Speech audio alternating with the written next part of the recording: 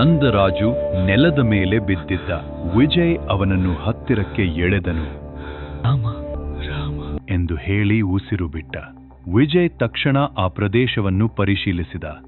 ಒಂದು ಖಾಲಿ ಗುಂಡು, ಒಂದು ಬೂಟಿನ ಗುರುತು, ಒಂದು ಬಳಸಿದ ಸಿಗರೇಟ್.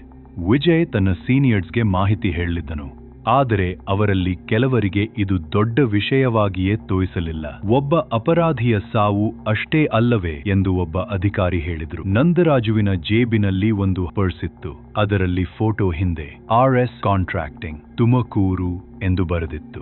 ವಿಜಯ್ ಕೂಡಲೇ ಹೊಸ ದಿಕ್ಕಿನಲ್ಲಿ ಆಲೋಚನೆ ಆರಂಭಿಸಿದ.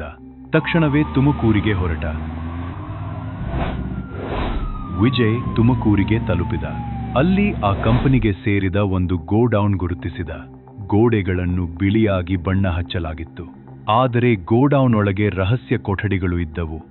ಒಂದು ಕೊಠಡಿಯಲ್ಲಿ ಹಳೆಯ ಫೈಲ್ಗಳು, ಕೆಲವು ಪುಸ್ತಕಗಳಲ್ಲಿ ರಾಮಚಾರಿ ಸೂಪರ್ವೈಸರ್ ಎಂಬ ಹೆಸರು ಕಂಡಿತು. ವಿಜಯ್ ಒಂದೇ ಸಾರಿ ಬೆಚ್ಚಿಬಿದ್ದ.